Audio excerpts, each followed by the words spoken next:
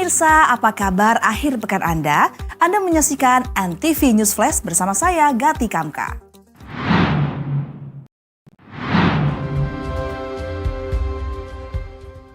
Parlemen secara resmi menyatakan dukungan penuh kepada pemerintah untuk mempercepat rehabilitasi dan rekonstruksi pasca bencana di Sumatera.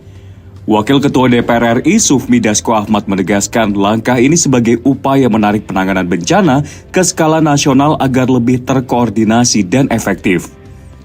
Dalam rapat koordinasi strategis di Banda Aceh pada Sabtu 10 Januari 2026, Dasko mempersilahkan Menteri Dalam Negeri Tito Karnavian mengambil alih komando sebagai Ketua Satgas Percepatan Rehabilitasi dan Rekonstruksi yang dibentuk Presiden Prabowo Subianto. Langkah tersebut diambil menyusul kondisi bencana yang telah berlangsung hampir 2 bulan dan membutuhkan penanganan lintas kementerian secara terintegrasi. Untuk koordinasi, terintegrasi, dan lain-lain supaya penanganan bencana Sumatera ini bisa kemudian ditangani secara skala nasional dan lebih fokus, pemerintah kemudian sudah membentuk Satgas Percepatan Rehabilitasi dan Rekonstruksi Pasca Bencana Sumatera.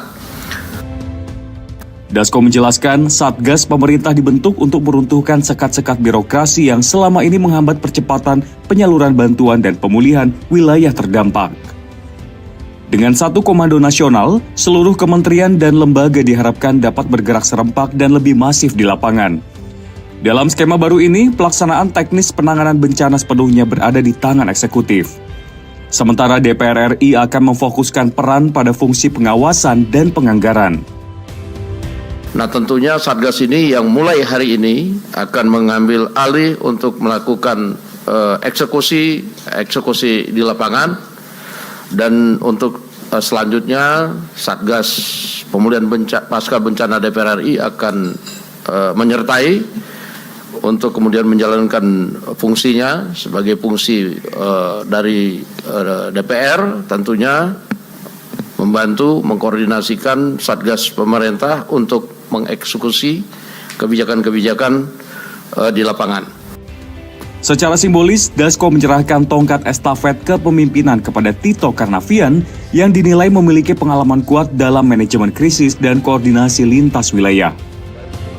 Nah, untuk itu saya akan persilakan mulai saat ini kepada Pak Tito Karnavian sebagai Ketua Satgas Percepatan Rehabilitasi dan Rekonstruksi Pasca Bencana Sumatera, kemudian untuk memimpin sampai dengan selesainya bencana di Sumatera.